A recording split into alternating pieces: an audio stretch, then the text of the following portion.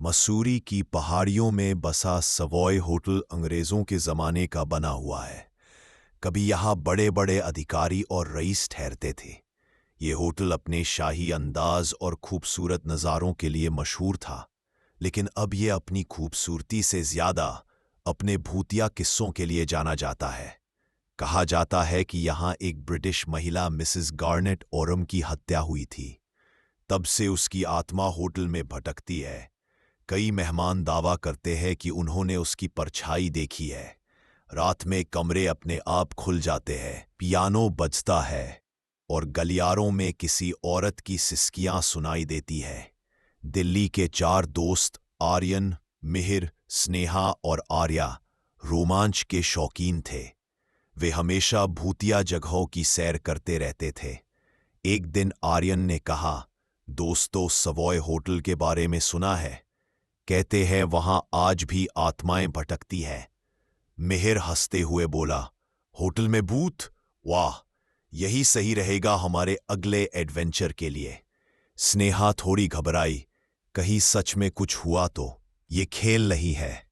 लेकिन आर्या बोली, डरपोक मत बनो, चलो इस बार वही चलते हैं। तय हुआ कि चारों दोस्त वीकेंड पर मसूरी जाकर सवॉय होटल में रुकेंगे। सवॉय होटल के गेट पर पहुंचते ही चारों को एक अजीब ठंडक महसूस हुई। होटल का विशाल ढांचा अब जर्जर हो चुका था। खिड़कियों से टूटी फूटी झरोखियां लटक रही थीं। होटल का मैनेजर, एक बुजुर्ग आदमी, उन्हें कमरे तक ले गया। जाते जाते उसने कहा, रात को अगर कुछ अजीब सुनाई दे तो अनसुना कर देना, सवाल मत पूछना। चारों दोस्त एक दूसरे को देखने लगे। माहौल पहले से ही डरावना था। रात होते ही वे होटल के पुराने रेस्टोरेंट में बैठे। तभी अचानक पियानो अपने आप बजने लगा। मिहिर चौंक कर बोला, यहां तो कोई नहीं है, फिर ये कैसे? स्नेहा डरकर बोली, कहीं ये वही आत्मा तो नहीं? तभी हवा का तेज झोंका आया और मोमबत्ती बुझ गई। कमरे में अंधेरा छा गया। चारों दोस्त डर से कांप उठे। रात को करीब 12 बजे आर्या को नींद नहीं आ रही थी। अचानक उसने देखा, कमरे के कोने में सफेद गाउन पहने एक औरत खड़ी है। उसकी आंखें लाल थीं और चेहरे पर दर्द झलक रहा था। आर्या चीख उठी, कोई है यहां? बाकी तीनों जाग गए, लेकिन जैसे ही उन्होंने देखा, वह औरत गायब हो गई। आर्यन ने धीरे से कहा, शायद वही मिसेस ओरम की आत्मा थी। अगले दिन होटल के पास एक पुराने चौकीदार से उनकी मुलाकात हुई। उसने बताया, सालों पहले मिसेस ओरम यहां ठहरी थीं। उनका जहर देकर कत्ल किया गया। कातिल कभी पकड़ा नहीं गया। तभी से उनकी आत्मा यहां भटक रही है। वे अपने कातिल को ढूंढ रही है। स्नेहा कांपते हुए बोली, इसलिए यहां आत्मा चैन से नहीं सो पाई। चारों दोस्तों ने फैसला किया कि रात को सच्चाई जानने की कोशिश करेंगे। रात गहराई तो होटल का माहौल और डरावना हो गया। दीवारों से कराहने की आवाजें आने लगी। गलियारे में किसी औरत की परछाई घूम रही थी। अचानक दरवाजा अपने आप खुला और मिसेस ओरम की आत्मा उनके सामने प्रकट हुई। वह कराहते हुए बोली, मेरी हत्या हुई थी, मेरा खून हुआ था, मुझे इंसाफ चाहिए। उसकी आंखों से खून के आंसू टपक रहे थे। आत्मा का चेहरा अचानक डरावना हो गया। उसने अपना हाथ उठाया और कमरे की खिड़कियां अपने आप टूट गईं।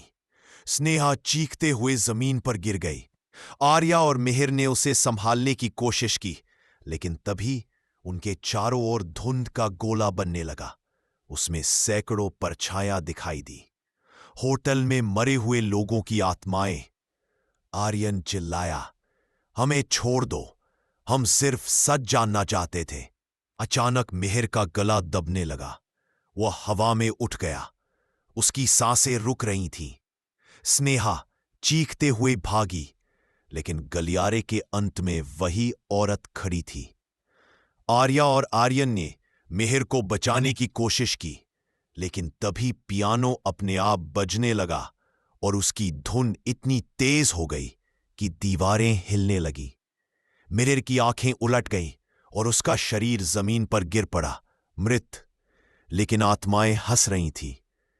मिसेस ऑरम की आत्मा गरज कर बोली, कोई भी इंसान मुझे शांति नहीं दे सकता जब तक मेरा कातिल पकड़ा नहीं। इतना कहते ही उसने आर्या की ओर हाथ बढ़ाया।